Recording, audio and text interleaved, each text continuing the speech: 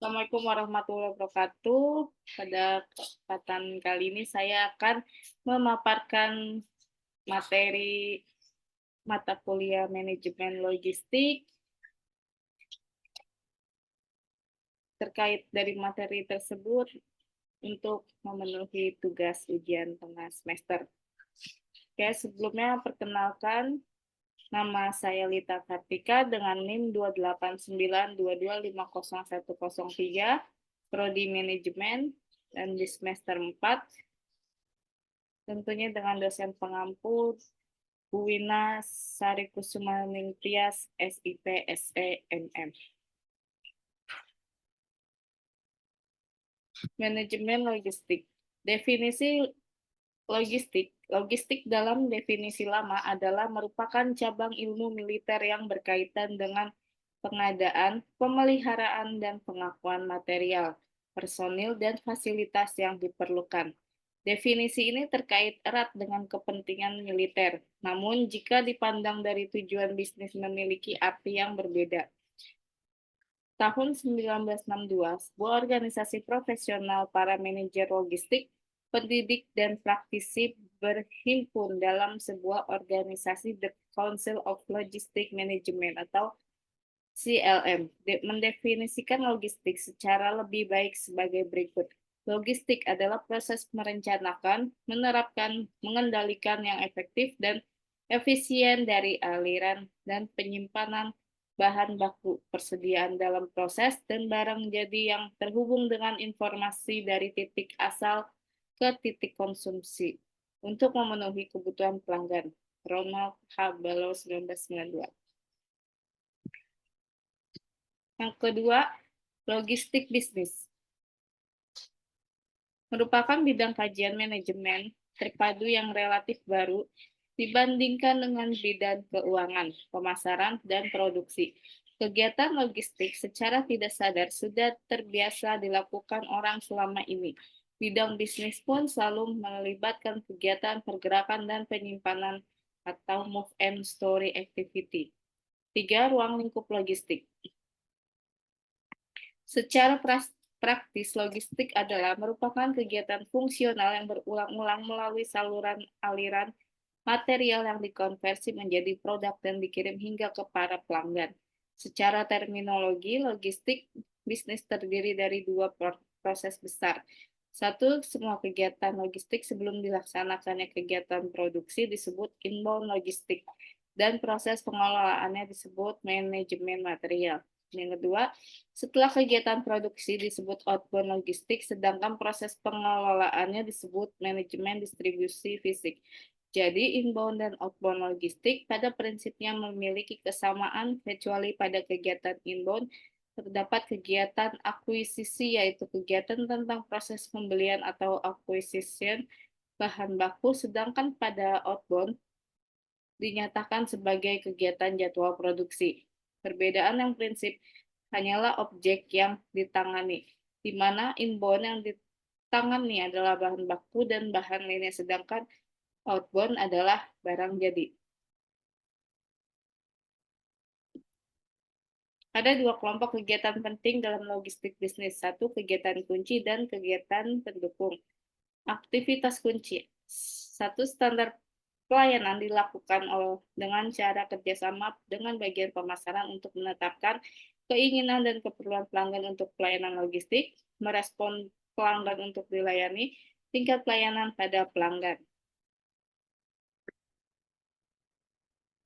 Yang kedua, transportasi. Memilih moda dan pelayanan transport, konsolidasi angkutan, rute angkutan, jadwal kendaraan, pemilihan perlengkapan atau moda, pemrosesan keluhan, audit tarif angkutan. 3. Manajemen persediaan, kebijakan penyimpanan bahan baku dan barang jadi, peramalan penjualan jangka pendek, bauran produk pada titik simpan, jumlah, ukuran, dan lokasi titik simpan, just-in-time strategi dorong dan tarik. 4. Pemrosesan pesanan, prosedur interface antara penjualan dengan persediaan, Metode penyimpanan informasi pesanan, aturan pemesanan. 5. Kegiatan pendukung. Pergudangan, menentukan luas dan volume gudang, tata letak stok, konfigurasi gudang, penempatan stok. Penanganan material, yaitu pemilihan perlengkapan, kebijakan penggantian perlengkapan, prosedur order picking, penyimpanan stok. 3. Pembelian, pemilihan sumber pasokan, menentukan saat pembelian, jumlah pembelian. Standar pelayanan kepada pelanggan adalah kegiatan kunci awal yang harus menetapkan tingkat keluaran dan derajat kesiapan sistem logistik dalam merespon harapan pelanggan. Masalah utama dalam menetapkan standar pelayanan kepada pelanggan adalah tingkat pelayanan berapakah agar perusahaan bisa memperoleh keuntungan yang wajar dan pelanggan mendapatkan kepuasan pada batas-batas yang wajar. Transportasi dan persediaan adalah kegiatan kunci penting karena bisa menyerap ongkos logistik yang besar. Ongkos kegiatan ini bisa mencapai setengah hingga 2/3 dari total logistik. Logistik bisnis dalam perusahaan. Logistik bisnis adalah proses perencanaan, pelaksanaan, dan pengendalian aliran barang, jasa, dan informasi dari titik asal ke titik konsumsi untuk memenuhi kebutuhan pelanggan. Dalam konteks perusahaan, logistik mencakup berbagai aktivitas mulai dari pengadaan bahan baku, penyimpanan, hingga distribusi produk akhir ke konsumen. Berikut adalah beberapa aspek penting dalam logistik bisnis beserta sumbernya. 1. Pengadaan atau procurement melibatkan kegiatan mencari, memperoleh, dan mengelola bahan baku serta barang-barang lain yang dibutuhkan untuk proses produksi. 2. Transportasi mengatur perpindahan barang dari pemasok ke perusahaan dan dari perusahaan ke pelanggan. Efisiensi transportasi dapat mengurangi biaya dan meningkatkan kecepatan distribusi. 3. Manajemen persediaan atau inventory management mengelola stok barang agar selalu tersedia saat dibutuhkan tanpa terjadi kelebihan persediaan yang bisa menyebabkan peningkatan biaya penyimpanan. 4. Manajemen gudang atau warehouse management melibatkan pengelolaan fasilitas penyimpanan barang termasuk tata letak gudang, penyimpanan, dan pengambilan barang. Logistik bisnis memainkan peran penting dalam kesuksesan operasional perusahaan karena mempengaruhi biaya, efisiensi, dan kepuasan pelanggan. Dengan mengelola logistik secara efektif, perusahaan dapat meningkatkan keuntungan dan daya saing di pasar. Kasus dan solusi. Berikut ada kasus dari manajemen logistik. Proses produksi sepatu dimulai dari pengolahan bahan mentah seperti karet, tali, benang, dan lem dari berbagai lokasi lalu dikirim ke pabrik sepatu. Setelah semua bahan mentah dikirim, produksi sepatu dimulai. Setelah pabrik produksi sepatu, sepatu mulai didistribusikan ke lokasi penjualan atau lokasi yang mendekati konsumen. Pabrik sepatu ini berpusat di sekitar Jakarta dan harus dikirim ke seluruh Indonesia. Konsumennya pun tersebar tidak hanya di kota-kota besar, namun juga di kota kecil. Berdasarkan contoh kasus di atas, beri penjelasan yang harus dilakukan produsen dalam mendistribusikan sepatu secara efektif dan efisien. Solusinya yaitu adapun pendistribusian yang efektif adalah dengan mendekatkan sepatu ke masyarakat tanpa harus membangun pabrik, tapi membangun gudang di lokasi dengan banyak pembeli sepatu, biasanya di kota besar, ibu kota provinsi, atau kabupaten. Pembangunan pabrik membutuhkan biaya yang sangat mahal, maka sepatu cukup dikirim dari Jakarta ke lokasi gudang di kota besar lainnya. Perusahaan juga harus memahami penyebaran lokasi pembelinya. Misalkan pembeli menyebar di Pulau Sumatera, namun penjualan tertinggi ada di kota Palembang, maka pengiriman sepatu untuk penjualan di seluruh Pulau Sumatera dapat dikirim ke Palembang terlebih dahulu. Dari Palembang, sebagian sepatu dikirim ke kota Medan dan Padang. Dari setiap kota baru dikirim ke setiap pusat perbelanjaan. Metode pengiriman dianggap lebih efektif karena dapat memindahkan sepatu dalam jumlah besar secara bersamaan mendekati lokasi pembeli di Pulau Sumatera. Kapasitas truk pun termaksimalkan. Operasional kegiatan logistik. Pada dasarnya kegiatan transport membuat barang-barang yang tersedia harus digali atau dihasilkan di tempat lain juga. Tanpa transport yang ekonomis, maka akan terjadi keterbatasan operasional perusahaan seperti terbatas sejenis produk, tingginya harga, dan kurang efisiennya penggunaan sumber daya. Dalam perencanaan logistik, kegiatan transportasi akan menghubungkan antara pabrik, gudang, dan pasar yang terpisah-pisah letaknya. Jadi transportasi memberikan ruang dan memungkinkan terjadinya spesialisasi sehingga akan terjadi penghematan biaya yang lebih besar dalam proses manufaktur dan pemasaran. Operasi pergudangan. Keberadaan gudang merupakan salah satu bagian usaha menyeluruh perusahaan untuk mendapatkan kegunaan waktu, tempat, dan kegunaan lainnya. Penetapan jumlah dan lokasi gudang akan ditentukan oleh lokasi produksi dan pasar yang akan dituju. Menurut Douglas M. Lambert 1998 yang menyatakan tentang alasan mengapa perusahaan menyimpan persediaan di gudang, secara tradisional aktivitas pergudangan dilakukan karena salah satu atau lebih dari alasan berikut. Satu, untuk memperoleh kegiatan transportasi dan produksi yang ekonomis. Dua, mengambil manfaat dari diskon pembelian dan memelihara sumber pasokan. Tiga, untuk mendukung kebijakan customer service perusahaan. Empat, untuk menyesuaikan terhadap kondisi perubahan pasar. Lima, menyesuaikan beda ruang dan waktu antara produsen dengan konsumen.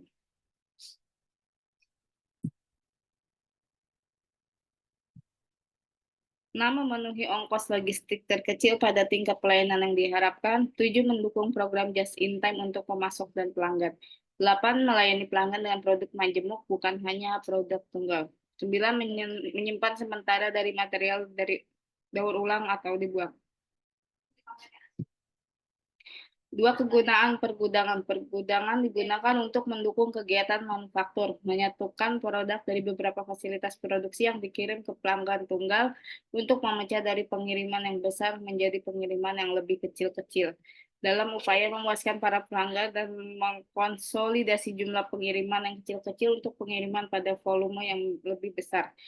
Gudang sebagai pendukung manufaktur. Kegiatan manufaktur memerlukan dukungan bahan baku, penolong komponen, dan suku cadang untuk aktivitas produksi. Adanya material itu merupakan hasil kerja bagian pengadaan yang bersumber dari berbagai pemasok. Pada saat pesanan datang dari para pemasok, diterima bagian receiving, diperiksa, dan masuk gudang untuk menunggu digunakan oleh bagian manufaktur. Di sini gudang berfungsi sebagai tempat holding atau switching material selanjutnya. B. Gudang yang menyatukan barang yang datang dari berbagai produsen dikirim via truk dan diterima di gudang. Aktivitas pergudangan ini adalah melakukan penyatuan produk-produk yang bervariasi lalu dikirim kepada para pelanggan dengan menggunakan kendaraan yang lebih kecil. Fasilitas gudang berfungsi sebagai area untuk menyatukan di mana produk yang datang dari pemasok atau produsen bersifat tunggal yang bervariasi adalah pihak pemasok atau pabrik. Gudang konsolidasi dilakukan pada kondisi di mana produk dikirim dari para produsen, namun dalam jumlah kecil-kecil dan tidak ekonomis jika dikirim langsung ke pelanggan dengan kuantitas yang sama. Untuk itu dilakukan konsolidasi di gudang dan selanjutnya dikirim ke pelanggan dalam jumlah besar agar lebih ekonomis. Gudang pemecah atau brick bulk. Barang dikirim dalam jumlah besar, namun pelanggan memerlukan dalam jumlah kecil-kecil. Untuk itu, fungsi gudang berperan dalam memecah satuan barang dalam bentuk blok menjadi satuan kecil agar bisa dikirim ke pelanggan. Berdasarkan kegunaan gudang, jelas bahwa aktivitas pergudangan tidak hanya sebagai titik simpan atau holding point, tetapi juga berfungsi sebagai titik alir lewat atau flow through atau titik panas atau titik pintas sebagai pusat informasi persediaan dan sarana konsolidasi dalam rangka meningkatkan pelayanan kepada pelanggan. Pola lokasi gudang. Lokasi yang tepat dibutuhkan dalam mendesain sistem logistik agar memperoleh gudang sesuai dengan kebutuhan. Gudang yang didapatkan sebaiknya dapat memberikan pelayanan dan keuntungan biaya dalam suatu pasar tertentu. Penetapan jumlah dan lokasi gudang akan ditentukan oleh lokasi produksi dan pasar yang akan dituju. Secara umum ada 3 tipe pola lokasi gudang yaitu dikembangkan oleh Victor, yaitu gudang posisi pasar, gudang posisi produksi, gudang posisi antar. Tipe pergudangan. Adapun beberapa tipe pergudangan yang biasa digunakan menurut Douglas M. Lambert 1998 yaitu cross docking. Cross docking adalah pemindahan barang dari truk pada proses penerimaan barang langsung menuju truk pengiriman. Konsep cross docking biasa digunakan jika gudang sebagai tempat menyatukan distribution missing center di mana barang datang dalam bentuk curah atau bulk. Kemudian dipecah terus disatukan menurut jumlah dan ukuran yang sesuai dengan permintaan pelanggan. Pada dasarnya cross docking merupakan proses pemendekan pengiriman langsung dari penerimaan barang tanpa melalui proses layaknya aktivitas pergudangan atau put away, refill, dan picking. Jika gudang sudah dapat melakukan cross docking secara normal dan lancar, maka proses efisiensi dapat ditingkatkan karena identik dengan melakukan proses pengiriman langsung ke konsumen dengan syarat yang harus dipenuhi. Barang yang diterima sama dengan barang yang dikirim, tersedia tempat yang memadai, variasi barang sedikit, jumlah barang banyak, jadwal kedatangan truk relatif sama dengan keberangkatan, jenis truk yang sepadan, dan dokumentasi yang mantap. Gudang kontrak atau kontrak warehousing. Gudang kontrak adalah merupakan variasi dari tipe gudang umum atau public warehouse yang diselenggarakan antara pengguna dengan penyelenggara jasa pergudangan. Penyelenggara jasa pergudangan mengontrakkan gudang dalam jangka panjang hanya kepada satu klien saja, dan operasinya kedua belah pihak berbagi resiko yang berfokus pada produktivitas, pelayanan, dan efisiensi, bukan berdasarkan pada besar fee dan struktur tarifnya. Gudang umum. Banyak tipe gudang umum meliputi gudang dagang untuk produk manufaktur, gudang pendingin, gudang bond, gudang barang rumah dan furniture, gudang komoditas khusus, dan gudang curah. Setiap tipe gudang dilaksanakan dengan pelayanan khusus yang berbeda. Fungsi operasi pergudangan, fungsi pergerakan, fungsi gudang yang pertama adalah gudang sebagai wahana untuk menggerakkan aliran barang dari mulai penerimaan, transfer atau put away, penyiapan pesanan atau seleksi, cross docking, dan pengiriman. Fungsi penyimpanan, fungsi ini bisa dilakukan secara sementara atau semi permanen. Gudang sementara menitik beratkan pada fungsi pergerakan dan hanya untuk memenuhi persediaan. Penyimpanan semi permanen adalah penyimpanan barang pada saat terjadi kelebihan dari yang diperlukan untuk pemenuhan normal, dan persediaan ini digunakan untuk stok pengaman. Fungsi transfer informasi adalah menyelenggarakan fungsi pergerakan dan menyimpan secara simultan dan bisa melaksanakan kedua fungsi tersebut melakukan informasi yang handal. Manajemen memerlukan informasi yang rutin dan akurat untuk mengelola semua kegiatan pergudangan. Meliputi informasi tentang tingkat persediaan, tingkat keluaran, lokasi stok, pengiriman inbound dan outbound, data pelanggan, utilisasi fasilitas ruangan, dan kepegawaian. Semua itu merupakan informasi vital dalam menentukan keberhasilan operasi pergudangan. Gudang umum versus gudang private. Manajer logistik harus mengerti tentang keunggulan dan kelemahan, khususnya dipandang dari aspek finansial, apakah perusahaan menggunakan gudang umum atau menyewa atau gudang private milik atau leasing.